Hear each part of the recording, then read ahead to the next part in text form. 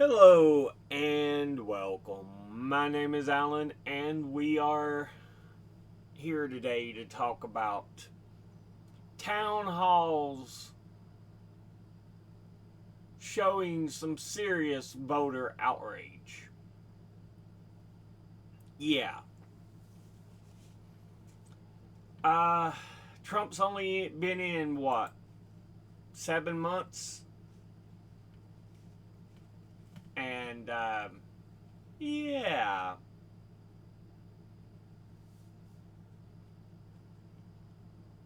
This article's from the Oregon Public Broadcasting.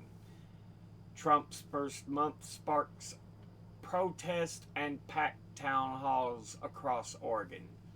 Oregonians are protesting the administration and filling town halls with members of Congress on a regular basis. The frustration with both parties is clear. And yeah, see, they even point out both parties, but it's getting more, the Democrats, their favorability ratings are still low. But even beyond that, Republicans are just, they're getting hammered because what they're doing right now is not good for anyone. Yeah. And these town halls are getting more and more troublesome, so much so that House Republicans told to stop doing in-person town halls. This is articles from Axios. This was back in March. Yeah. Trump and the Republicans, they're just getting destroyed at these town halls because the laws they're enacting are not good. A lot of them ain't even legal. House Republicans campaign chief urged GOP lawmakers Tuesday to shift from in-person to virtual town halls in response to a Trump-fueled surge of protests at such events. They believe they're being baited by liberal groups into confrontational moments and are determined not to fall into what they believe is a trap being set for them. Guess what, dumb asses? Not everything is this type of, oh, this is being done by liberal setups. No, some people are just angry. In fact, a lot of people are just angry. Yeah.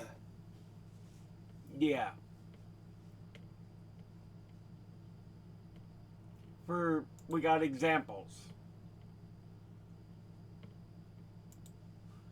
from Colorado Public Radio. March. In telephone town hall, Lauren Boebert defends Trump's administration on Musk immigration workforce cuts. Telephone. So yeah, not going to be there in person.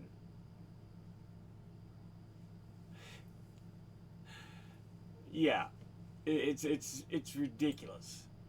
From The Guardian, 3 months ago, so that's what? May, I believe. Angry Florida voters hold empty chair town halls for absent Republicans. Republican committee advises against holding town halls as cases of lawmakers berated over federal cuts go viral. Yeah. Here we have Republican lawmakers' raucous town hall reflects challenges promoting Trump bill. This is from June. people raise their hands as Congressman Mike Lawler, who,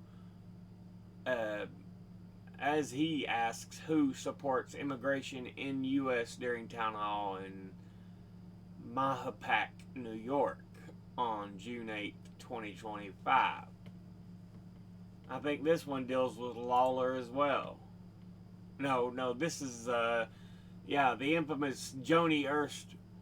Well, we're all going to die at the town hall earlier this year. When someone said, cutting Medicaid, people are going to die. And in this snarky attitude, well, we're all going to die.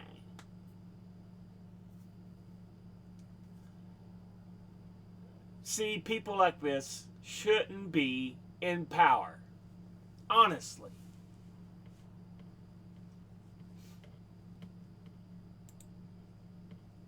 And here, from August 1st, Brian Still booed defending Trump tariffs at a Wisconsin town hall. This is not all some great liberal plan. No, these are just voters who are angry, and they're fed up with what Republican lawmakers are doing. Already, they are fed up. And yeah, you're going to have to get over the fact that people are not happy. Or you're going to have to do the goddamn right thing, which I know a lot of you don't know how to do.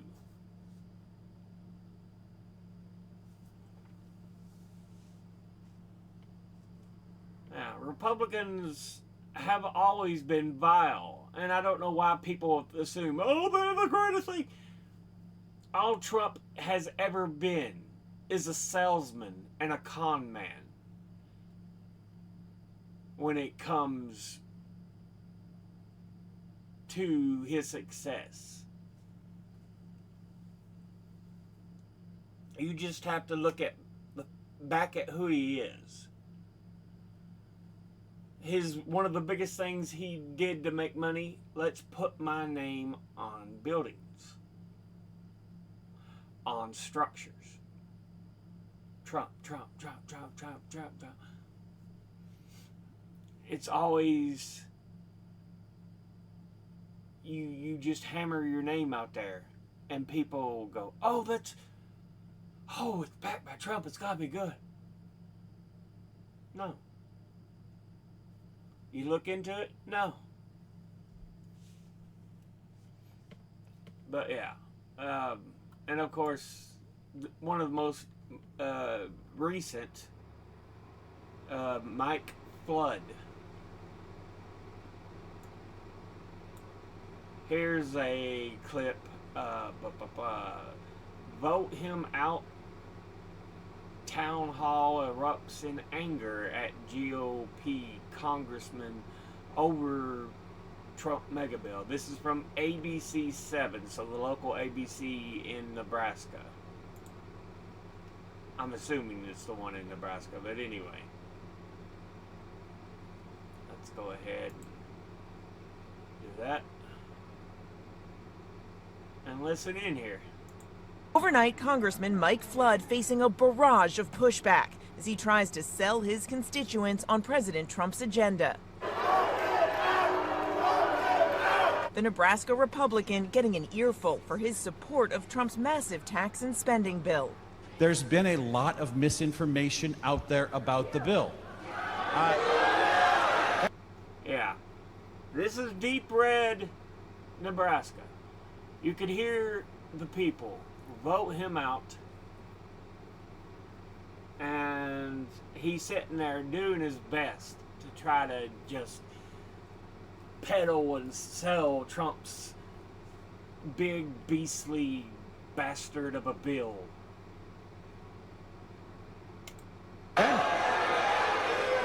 Flood attempting to walk the audience through the health care provisions in the bill, but the crowd interrupting and jeering him. I can tell you we're going to see an influx of money into Nebraska hospitals. One constituent calling for calm. I implore you to be quiet so that we can hear his responses. Remember, Mike's coming up for a re-election, and we'd really like to know what his responses are.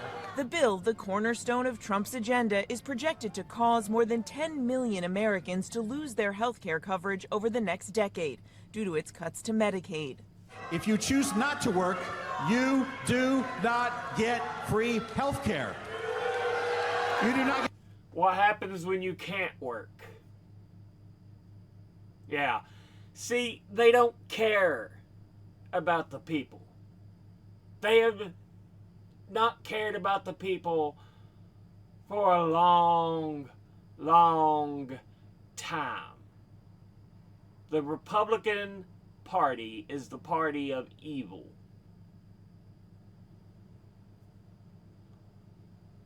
Yeah, and the fact that this Trump administration and the cruelty it has, we're seeing the pushback. Especially at the fact that there are so many Republicans protecting Trump, wanting to lick him down, as it were. Get free health care. A new analysis by the nonpartisan Congressional Budget Office now estimates the legislation will add more than $4 trillion to the national debt over the next decade, up from the previous estimate of $3.4 trillion. The increase due in part to the roughly $4 trillion in tax cuts, mostly for the wealthiest Americans, included in the final bill. But it wasn't just the legislation sparking outrage. One man pointing to the January 6th attack on the Capitol and Trump's pardons of more than 1,500 people involved. You said in Seward that you were not a fascist. Your complicity says otherwise. Have you ever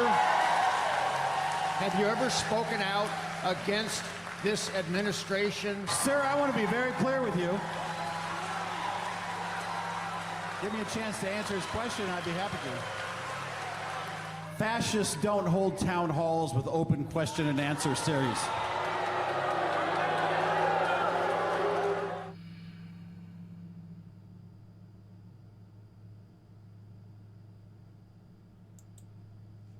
No, What's poppin' YouTube? No, not trying to do whatever you think I'm wanting. Over. There we go. Anyway, yeah, I don't know why there was a long section with no voice at the end there, but yeah. Anyway.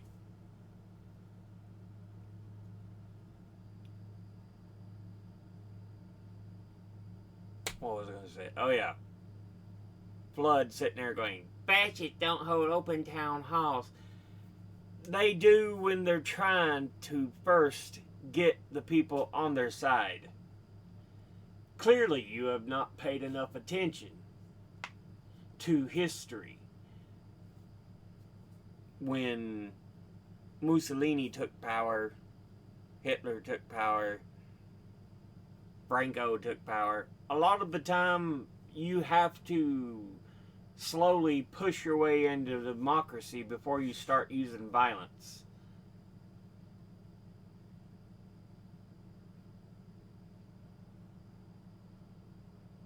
And that's what we have going on here.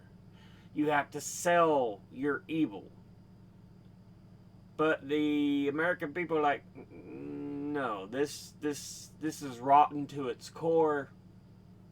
Can't accept it. No.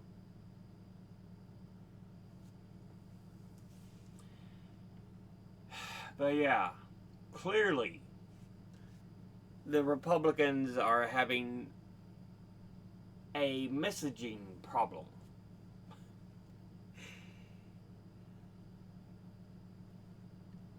But yeah, it's kind of hard to sell something when it's this vile, when it's this evil. When you start doing so many things like this out in the open,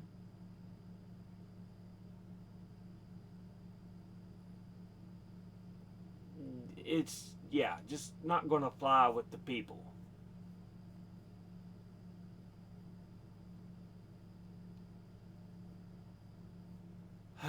But anyway, we'll go ahead and end this episode here. As always, educate thyself, think, read, study, learn. Someone tells you something you have trouble believing, ask them to cite their sources. I'll be putting these links and sources in the description box below the video. Thank you all for watching. I'll see you all in the next one. Until then, later.